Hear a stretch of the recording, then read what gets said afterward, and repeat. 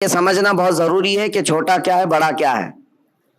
مثال کے طور پر میں آپ کے سامنے ایک بات عرض کروں، اللہ ہزار بار نہ کرے کسی کے گھر میں اگر آگ لگ گئی اور پورا گھر آگ کے لپیٹوں میں جھلس رہا ہے اور اس گھر کے اندر آپ کا ایک بچہ چھوٹا سا پھنس گیا ہے، آپ کسی طرح گھر کے اندر داخل ہوئے اور بچے کو قریب تھا کہ آگ اپنی لپیٹ میں لے لیتی، بچا سکتے تھے آپ، لیکن ساتھ میں بچے کے قریب میں ایک سوٹ کیس بھی پڑا ہوا ہے جس میں بہت ساری آپ کی رقم، کمائی ہوئی محنت کے پیسے سب اس میں رکھے ہوئے ہیں۔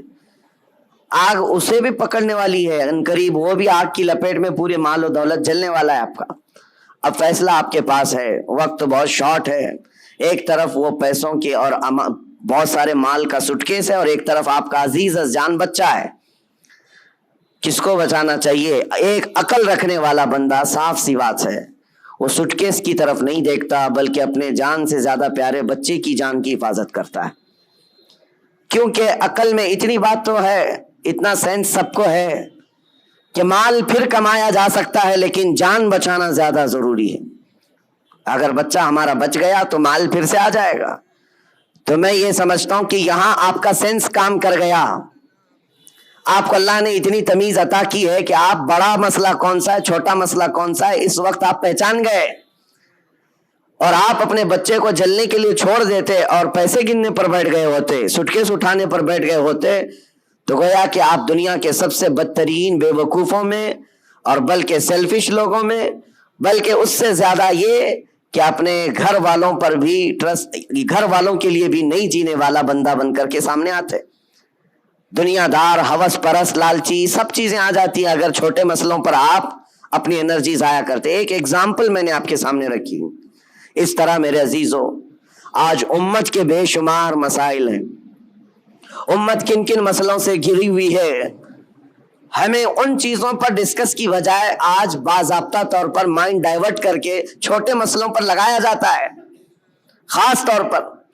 اور ہم نے تو ان تمام چیزوں میں بہت سارے علماء کو بھی دیکھا، ان کو جن مسائل کے لیے آج کمر بستہ ہونا چاہیے، پوری قوم اور امت کے لیے ایک مرشد کی حیثیت سے سامنے آنا چاہیے، ان مسائل کو چھوڑ کر وہ بہت چھوٹے سے مسائل میں ڈیبیٹ کر رہے ہیں، چھوٹے سے مسائل میں ایک دوسرے کے اختلافات کو پورے مجمع میں لا کر ظاہر کر رہے ہیں۔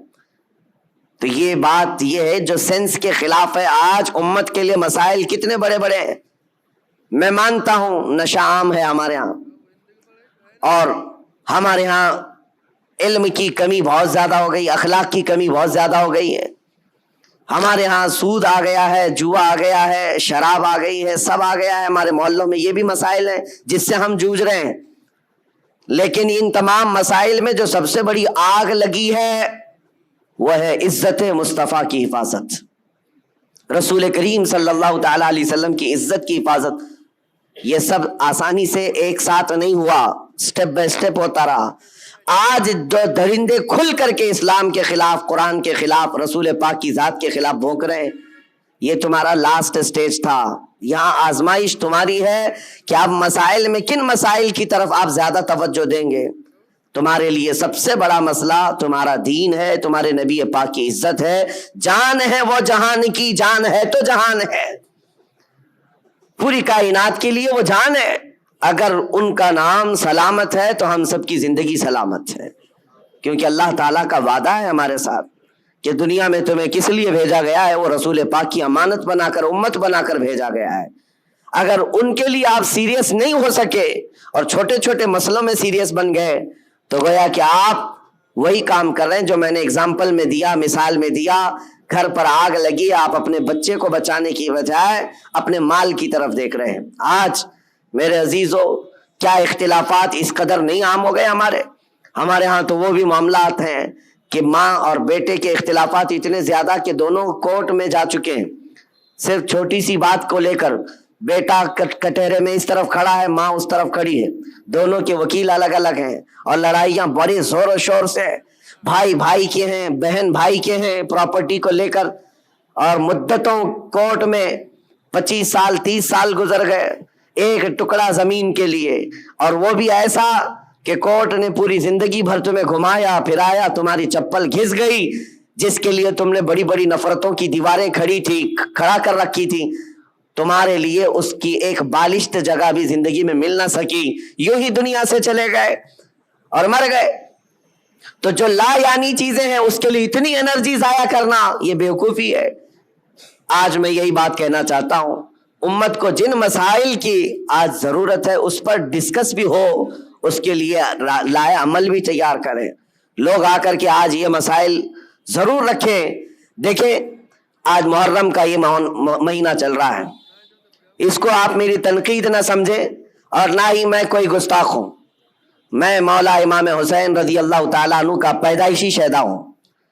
الحمدللہ ہمیں ہمارے گھروں سے یہ گٹھی میں پلائی ہوئی محبت ہے، لیکن محرم کے آتے ہی جتنا ایکٹیو ہمارے محلے ہوتے ہیں سارے جگہ پر، ایک جگہ 51 دیگ کھچڑا بنا ہے، دوسری جگہ کمپٹیشن میں 100 دیگ کھچڑے بنائے، 51 دیگ 100 دیگ، ٹھیک ہے پکاؤ کھلاؤ، لیکن ایک بات میں آپ کو بتاؤں، کھلانا ثواب ہے، کس کو کھلانا؟ پیٹ بھرے ہوئے کو کھلانا؟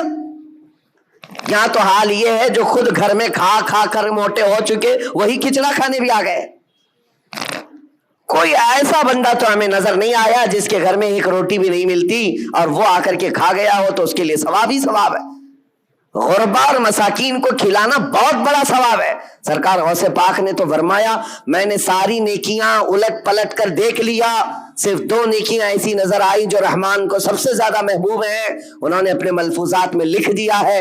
فرماتے میں نے ساری نیکیاں چھان کر دیکھ لی، 2 نیکیاں جو سب سے زیادہ اللہ کو پسند ہے، ایک بھوکوں کو کھلانا، دوسرا ننگوں کو کپڑا پہنانا۔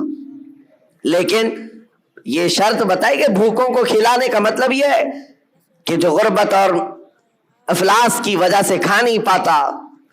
میرے اس کہنے کا مطلب یہ نہیں ہے کہ امیر لوگ کھچڑا نہیں کھا سکتے، تبرک نہیں کھا سکتے ہیں، ہم بھی کھاتے ہیں، آپ بھی کھائیں، سارے لوگ کھائیں، لیکن میرے عزیزو ہمارا کل اثاثہ لا کر کے کیا انہی ساری چیزوں پر ہی خرچ کرنا ہے؟ امت کے لیے ایسے مسائل ہیں، پورے محلے میں گھوم پھر کر کے ہم دیکھ لیں، ہمارے لیے ہمارے بچوں کے لیے کوئی ایسا کوچنگ سینٹر نہیں ملتا جہاں پر غریب بچوں کو پڑھا کر کے IAS یا IPS تک کی تعلیمات دی جا سکے، اس کے لیے کوئی سوچتا بھی نہیں۔ اور نہ ہی کوئی ایسا ادارہ ملتا ہے محلوں میں کہ بچہ ہمارا اسکول جاتا ہے، کالج جاتا ہے تو ساتھ میں چل کر کے حافظ قرآن بھی بن جائے، ڈھونڈ کر کے نکالو، نہیں ملتے۔ ہماری لاکھوں کی ایک مشت رقم جو ہے صرف ہمارے ایک وقت کے کھانے میں چلی جاتی ہے، ایک وقت کے کھانے میں آپ کو یہ بات اس لیے عرض کر رہا ہوں، جب مسائل بہت زیادہ ہیں تو جو امپورٹنٹ مسئلہ ہے اس پر اپنی انرجی خرچ کرنا چاہیے، اس پر ڈسکس بھی ہو اور اس کے لیے عمل بھی ہو۔ اور ایک بات میں آپ کو بتاؤں، اسرائیل کی ایک پرائم منسٹر لیڈی رہ چکی ہے، اس کا ایک انٹرویو ایک پترکار نے، ایک صحافی نے لیا تھا، جس کو بعد میں چل کر کے کئی سالوں کے بعد لیک کیا گیا۔ اس نے انٹرویو میں جو پوچھا تھا اس لیڈی سے جو پرائم منسٹر تھی اسرائیل کی، کہا کہ آپ کی بہت بڑی مخالفت ہو رہی ہے کہ آپ ایک ایسی پالیسی پر عمل کر رہی ہیں جس سے پورا ملک جو ہے آپ کے ساتھ نہیں کھڑا ہے، پارلیمنٹ کے جتنے ممبر ہیں وہ آپ کے لیے اتفاق نہیں رکھتے، کیا بات ہے؟ کہا یہ وہ دور تھا جب اسرائیل میں کرائسس تھے، مال کی کمی تھی، لوگوں کے ہاں بزنس نہیں تھا، تجارت نہیں تھی اور جاب نہیں تھے۔ اس وقت جو پرائم منسٹر ہے وہ اسلحات کی ڈیل کر رہی تھی، ڈیفنس کے سامان اسلحے خرید رہی تھی اور اس پر سگنیچر ہو رہے تھے، ایگریمنٹ بن رہے تھے، تو پارلیمنٹ کے بہت سارے لوگ اس کی مخالفت کر رہے تھے۔ آج ضرورت کس بات کی ہے اور تم کیا کر رہی ہو؟ کھانا پانی ان کو نہیں مل رہا ہے، ان کو کھانے پانی کا انتظام کرواتے، نہ کہ تم جو ہے ڈیفنس کے ہتھیار خریدتی۔ اس خاتون نے کہا سب کی مخالفت جھیل لیا لیکن مجھے جو کرنا تھا میں کر گئی۔ اس پر اس اینکر نے پوچھا کہ آپ ایسا کام کیوں ضد پر کر رہی ہیں؟ سنو میرے عزیزو، وہ یہودن ہے، یہودی اسرائیل کی رہنے والی، اور پرائم منسٹر کہتی ہے میں یہ کام جو کر رہی ہوں اس کام میں میں انسپائر ہوں، بہت زیادہ متاثر ہوں تو پروفیٹ محمد صلی اللہ علیہ وسلم سے، مسلمانوں کے رسول محمد صلی اللہ علیہ وسلم سے۔ کہا وہ کیسے؟ کہا کہ انہوں نے زندگی میں جو اسلامک سلطنت اسٹیبلش کر دی مدینہ طیبہ میں، حالات ان کے بھی اس وقت ایسے تھے کہ ایک کھجور پر ان کے صحابہ پورا دن گزار لیتے تھے، گٹھلی چوس کر کے رہ جاتے تھے، ایک پیالہ دودھ کا مل جاتا تو 10 لوگ پی لیتے تھے۔ اور وہ کہتی ہے میں نے ان کی تاریخ پڑھی، ہسٹری پڑھی ہے، جس دن پروفیٹ محمد صلی اللہ علیہ وسلم کا انتقال ہوا اس دن ان کی بیوی کے گھر حضرت عائشہ صدیقہ کے گھر میں چراغ جلانے کے لیے تیل بھی نہیں تھا۔ جس دن حضور پاک کا انتقال ہوا اس دن چراغ جلانے کا تیل بھی نہیں تھا۔ وہ ایسی سادی زندگی تو گزار گئے، لیکن وہ خاتون کہتی ہے چراغ جلانے کے لیے تیل تو نہیں تھا، لیکن سب سے قیمتی اور سب سے عظیم اس زمانے کے 9 تلواریں ان کی دیوار پر لٹکی ہوئی تھی۔ گویا کہ اس محمد صلی اللہ علیہ وسلم نے یہ میسج دیا تھا کہ کھانا ایک وقت کا کھا کر نگل لو گے، دوسرے وقت پھر بھوک لگے گی، دوسرے وقت کا کھا لو گے، تیسری بھوک پھر لگے گی، لیکن تمہارے لیے امت کے ڈیفنس کے لیے جو چیز چاہیے تھی وہ محمد صلی اللہ علیہ وسلم نے وقت کی ضرورت کو محسوس کر کے پہلے سے میسج دیا تھا۔ وہ اسرائیلی یہودن کہتی آج میرا یہ عمل ہو سکتا ہے 40 سال بعد آنے والی میری قوم دیکھ کر فخر کرے گی کہ ہمارے لیے کتنی محفوظ پناہ گاہ یہ بنا کر کے چلے گئے۔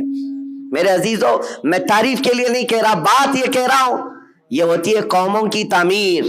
آج ہم تو کھچڑوں میں رہے، کھچڑا ناجائز نہیں ہے، کھانا چاہیے، اچھا ہے، گھر میں بناؤ، جب من کرے کھاؤ، لیکن اس کے لیے اپنے لاکھوں روپے کی لاگت محلوں میں اس طرح سے تقسیم کر کے ختم کر دینا۔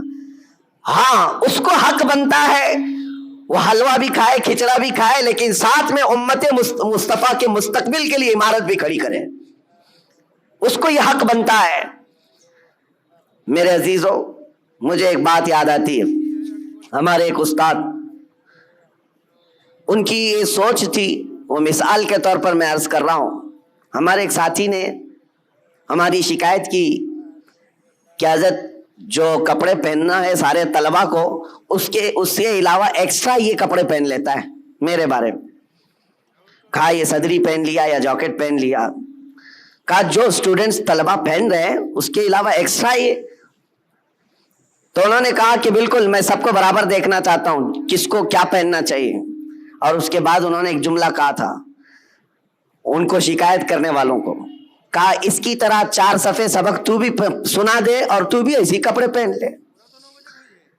ہاں اگر کسی کام میں تم پورے اترے ہوئے ہو اور دوسرا تمہاری دیگر ضروریات بھی پوری کر رہے ہو تو کوئی مسئلہ نہیں۔ میرے کہنے کا مطلب یہ ہے کہ آپ بڑی بڑی نیازیں کریں، لیکن اس وقت جب امت کی مستقبل کی ضروریات پوری ہو رہی ہو پھر کھانا بھی کھلائیں، دیگیں بھی چڑھائیں، اچھا ہے، عرس بھی کریں۔ یہاں حالات تو یہ ہیں کہ ہم یتیمی کے حالت میں آ گئے ہیں آج۔ میاں کتنے تو ایسے ہمارے مسلمان کپلز ہیں اپنے چھوٹے چھوٹے بچوں کو لے جا کر کرسچن اسکول کے باہر کھڑے کرتے ہیں اور ایڈمیشن کے لیے پاپڑ بیلنے پڑتے ہیں، اور ان کو کتنی مرتبہ وہاں پر عیسائی نن ہو کہ پادری ہو تانے مارتے ہیں، ٹانٹ مارتے ہیں، کتنی مرتبہ ایسی شکایتیں آئیں۔ لیکن کیا کریں، ایک جگہ پر مجھے خود یہ بات یاد آتی ہے، ہمارے مقتدی تھے ایک حاجی صاحب، اپنے 2 بچوں کو ایک بورڈنگ اسکول میں انہوں نے ڈالا تھا، 4 اور 5ویں کے بچے، سال کا 4 لاکھ روپے پے کر رہے تھے۔ اور ایک بار وہ مجھے ساتھ میں لے کر گئے دکھانے کے لیے کہ آئے دکھاتا ہوں کتنا بہترین ہے، 45 ایکڑ میں بنا ہوا یہ بورڈنگ اسکول ہے، سب کچھ ہے۔ میں گیا تھا، ان کے مینیجر سے میں نے پوچھا کہ شیڈول کیا ہے آپ کا، بچوں کو کیسے آپ ٹریٹ کرتے ہیں۔ انہوں نے صبح 5 بجے سے لے کر رات کے 9 بجے تک کا پورا گھنٹے کا شیڈول بتایا، اس میں پوجا بھی ہے، یوگا بھی ہے، جاگنگ بھی ہے، سب ہے۔ میں نے پوچھا سارے بچے کرتے ہیں؟ کہا سب کرتے ہیں، چاہے ہندو ہو مسلم ہو، سب کو کرنا ہے یہ۔ اور جن کے بچوں کے لیے ہم گئے ہوئے تھے وہ سال بھر سے پڑھ رہے تھے۔ میں نے ان حاجی صاحب سے کہا وہ بڑے پرہیزگار ہیں، ایک نماز بھی قضا نہیں کرتے۔ ہم نے کہا ان کو آپ اپنے بچوں کو اتنی مہنگی پوجا کروا رہے ہیں، اتنی دور لے جا کر کے۔ تو خیر ان کو یہ بات لگی، لیکن انہوں نے جواب میں کہا ٹھیک ہے حضرت میں وہاں سے نکال لوں گا، ہمارا ہے کہاں جہاں میں اپنے بچوں کو ڈالوں۔ یہ بھی تو سوال ہے، یہ بھی تو سوال ہے۔ ہم نے اپنے مستقبل، اپنے بچوں کے مستقبل کے لیے کوئی لایا عمل بنانا ہی چھوڑ دیا ہے۔ فکر کرو میرے عزیزو، آج ضرورت اس بات کی ہے۔ میں تو یہاں جب بھی آتا ہوں ہر بار آپ کے اراکین صدر صاحب بیٹھتے ہیں، اکثر یہی پلاننگ کرتے بھی رہتے ہیں کہ یہاں پر کچھ نہ کچھ کام ہونا چاہیے، لیکن یہ صرف پلاننگ میں ہی رہ گئے تو ہماری عمریں بھی پلاننگ میں چلی جائیں گی۔ کر جاؤ کچھ نہ کچھ، اس لیے کہ ہمارے بچوں کو جو پھل ملنے والے ہیں وہی انقلاب لائیں گے۔ اور الٹریسٹی اتنی بڑی ہوئی ہے، آپ جو دیکھ رہے ہیں نا ماحول کی خرابی، اکثر آ کر جو شکایت کرتے ہیں بچے نشہ خور ہو گئے، ماں باپ کے نافرمان، سب بہت کچھ ہے، لیکن سب کا علاج یہ ہے کہ ان کو علم دین اور علم دنیا سے روشناس کرائیں، اس لیے کہ علم تہذیب لاتا ہے، اخلاق لاتا ہے، اور علم نہ ہو تو جہالت کے پیٹ سے سب برائیاں جنم لیتی ہیں، ہر برائی وہ کر جاتا ہے جہالت میں۔ اور آج حالات ایسے ہیں کہ دوسری قومیں ہماری طرف دکھا کر کے یہ تانا مارتی ہیں۔ ابھی کل رات میں جس علاقے میں تھا لکھنؤ کے قریب، اور صبح لکھنؤ سے میں ابھی آ رہا ہوں، گئے پورا علاقہ مسلمانوں سے بھرا ہوا ہے، لیکن ایسا ہے کہ گاؤں میں جانے کے لیے کوئی کار بھی جا نہ سکے، اس طرح سے گڑھے بھرے ہوئے ہیں، اتنے گڑھے، اور پڑوس کے قریب میں چھوٹا سا گاؤں ہے نان مسلم، پکی سڑکیں، ساری چیزیں۔ اس پر بات کریں تو لوگ یہ کہتے ہیں یہ تعصب ہے حکومت کا، ان کے ہاں یہ سب ہو جاتا ہے، ہمارے ہاں نہیں ہوتا ہے۔ میرے عزیزو، ہر جگہ ایسا نہیں ہوتا، بات صرف یہ ہے کہ تم نے جینے کا سلیقہ خود ہی بنا لیا ہے اپنے دماغ سے کہ ہمیں رہنا ایسی ہے۔ ہمارے محلوں میں، ہمارے گھروں کے سامنے کوڑا کرکٹ کا ڈھیر پڑا رہے، کسی کو فرق نہیں پڑتا، ہم نے تو خود ہی مائنڈ بنایا ہوا ہے۔ علم آئے گا تو اخلاق بھی لائے گا، تہذیب بھی لائے گا۔ آپ مدینہ طیبہ جا کر کے دیکھیں، آج بھی الحمدللہ دنیا کا سب سے حسین، ویسے عقیدتاً تو ہے ہی، لیکن ظاہراً بھی جا کر کے دیکھیں تو اس سے پاک و صاف شہر نہیں ملتا۔ یہ نبی پاک صلی اللہ تعالیٰ علیہ وسلم کی وراثت ہے جو ہمیں وہاں آج بھی نظر آتی ہے۔ ارے گلیوں میں چلو تو بھی خوشبو آتی ہے۔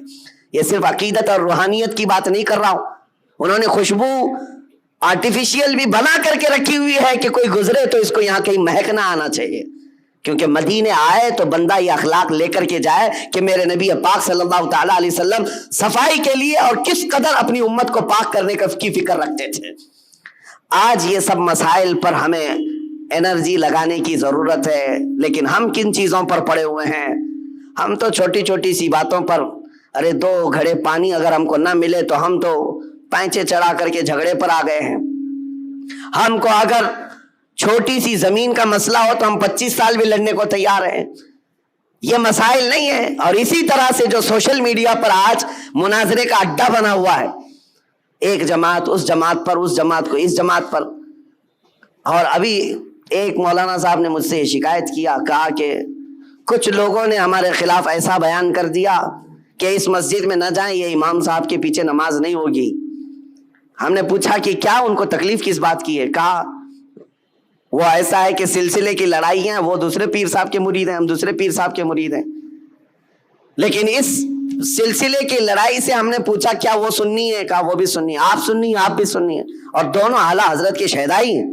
کہا پھر جھگڑا کس بات کا؟ کہا نہیں، وہاں سب میرے خلاف ان لوگوں نے یہ بات کر دی ہے کہ ان کے پیچھے نماز نہیں ہوگی اس لیے کہ یہ اشرفی ہیں، یہ فلاں ہیں۔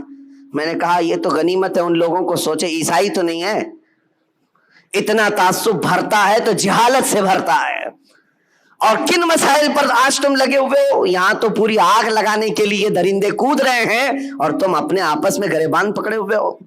کیا آپ کو پتا نہیں ہے ہماری پوری جینوسائیڈ کرنے کے پلان بنے ہوئے ہیں، نسل کشی، نسل ختم کرنے کے معاملات چل رہے ہیں، ہماری پوری ناگرکتا، ہماری سٹیزن شپ ختم کرنے کی بات، آئندہ چل کر کے ان کو ووٹنگ پاور تک نہ رہے، یہ پلان ہے سب چیزیں۔